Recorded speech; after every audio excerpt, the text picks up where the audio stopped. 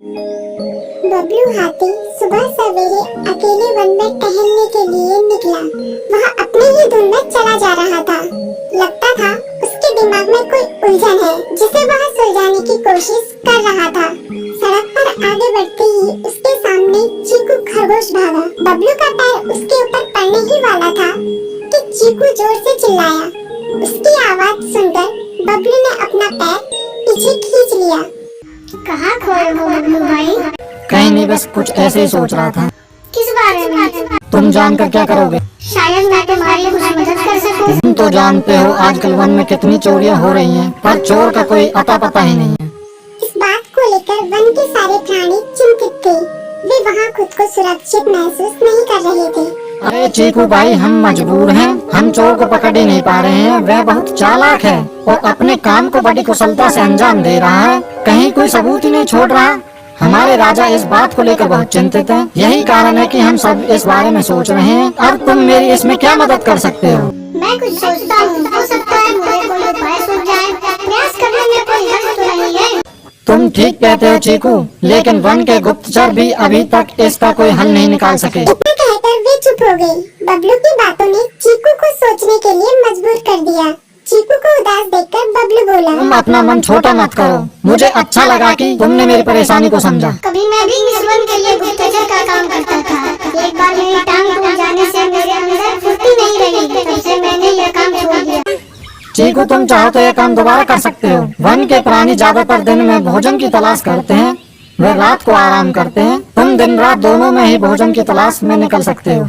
हो सकता है रात को तुम्हें कुछ ऐसी बातों का पता चल जाए जो हमारे काम की हो। हाँ बबलू, तुम ठीक कहते हो। मैं आज रात को वन में घूमकर इस बात का पता करने की कोशिश करता हूँ। थोड़ी देर बातें करके चीकू अपने बिल की ओर बढ़ गया और बबलू अपने रास्ते चला गया। चीकू के दिमाग में अभी तक बबलू की कही बातें घूम रही थी। उसे समझ नहीं आ रहा था वह बबलू की मदद कैसे करे। दिन भर वह उसी उधेड़-बुन में लगा रहा।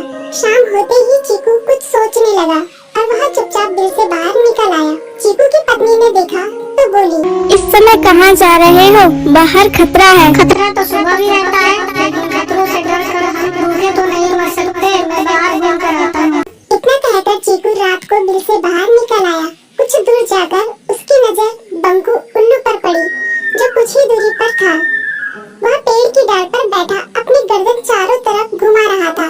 वह तेजी से पेड़ की एक डाल से दूसरी डाल पर उड़ रहा था। बंकू की नजर उस पर नहीं पड़ी थी। कुछ सोचकर चीकू पेड़ के पीछे से बाहर निकलकर थोड़ी खुली जगह पर आ गया और वहाँ से बंकू उल्लू को देखने लगा।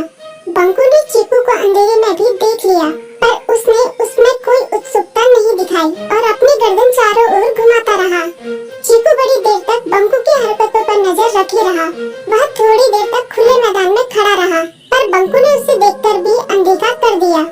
उसने महसूस किया कि बंकू के आसपास चमकू चमगादड़ भी मंडरा रहा था। कुछ देर वन में घूमने के बाद चीकू अपने बिल में लौट आया और सुबह होने का इंतजार करने लगा।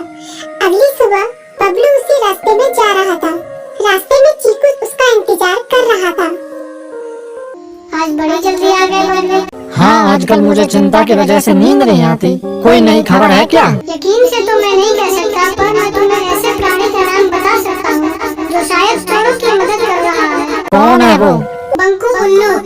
इतना कहकर चीकू ने रात की घटना उसे ज्यों की त्यों सुना दी। इसे सुनकर बबलू का माथा ठनका। बबलू की आंखें चौंधिया गई। तुम ठीक कह रहे हो। मुझे आज रात बंकू और चंकू पर नजर रखनी होगी। इतना कहकर वे दोनों अपने अपने रास्ते चले गए। बबलू रात को अपने साथियों के साथ बंकू पर नजर गड़ाए रहा।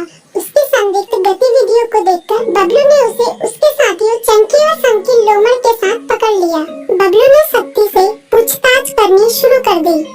तुम इस समय बंकू चंकू के साथ क्या कर रहे हो? हम चारों दोस्त हैं, इसलिए साथ बैठकर बात कर रहे हैं।